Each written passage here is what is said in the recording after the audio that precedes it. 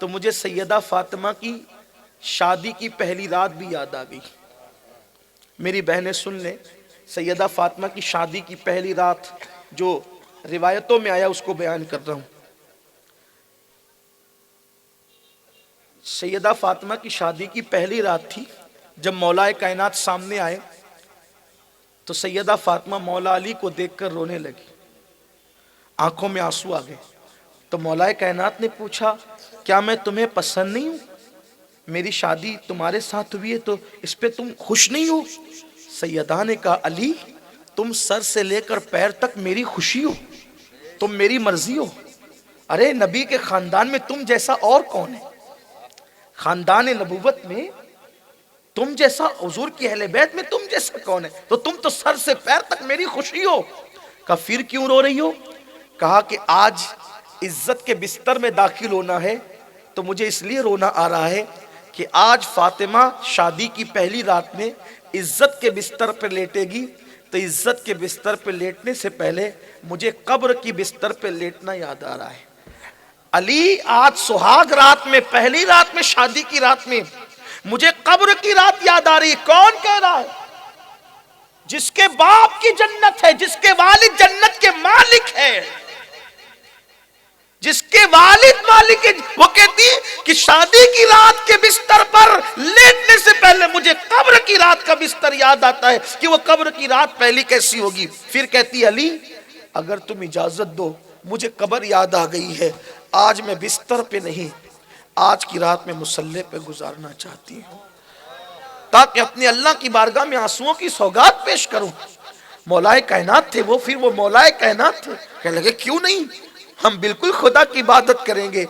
تاریخ کے اوراق گواہ ہے، آگے علی پاک کا مصلی تھا اور پیچھے سیدہ فاطمہ کا مصلی تھا۔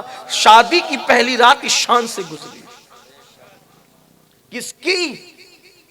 جس کے بیٹے جنتی جوانوں کے سردار، جس کے بابا نبیوں کے سردار، جس کے شوہر ولیوں کے سردار، اور صرف سردار نہیں بلکہ جس کو بھی ولایت ملتی ہے وہ علی کے در سے ملتی ہے، علی کے گھر سے ملتی۔ جب تک کہ غلام علی نہ ہوگا اس وقت تک کائنات کا ولی نہ ہوگا۔ ولی ہونے کے لیے علی کی غلامی ضروری ہے۔ سلامی جس کے در کا ہر ولی ہے، امام اہل سنت کا شعر ہے، سلامی جس کے در کا ہر ولی ہے، علی ہے ہاں علی ہے وہ علی ہے۔ ان کی رات شادی کی پہلے اس طرح گزر، اور ہماری رات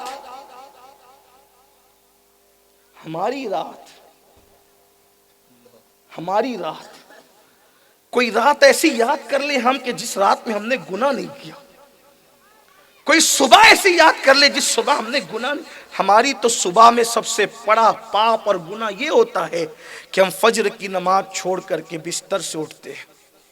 پہلا گناہ جس کی صبح الصباح، صبح کا آغاز اتنے بدترین گناہ سے جس قوم کا ہو کہ وہ فجر کی نماز بستر میں ترک کر کے اٹھے، اس قوم کو عزت کے ساتھ جینے کا حق کیا ہے؟ یہ تو اللہ کا کرم ہے کہ نماز چھوڑ کر اٹھتے ہیں پھر بھی آسمان سے پتھر نہیں برستے، زلزلے نہیں آتے، طوفان میں غرق نہیں کر دیے جاتے، بلکہ مصطفیٰ پیارے کا چہرہ دیکھ کر نماز چھوڑ کے ہم اٹھتے ہیں اور قدرت اٹھنے سے پہلے دستر پر ہمارے لیے رزق سجا دیتی ہے۔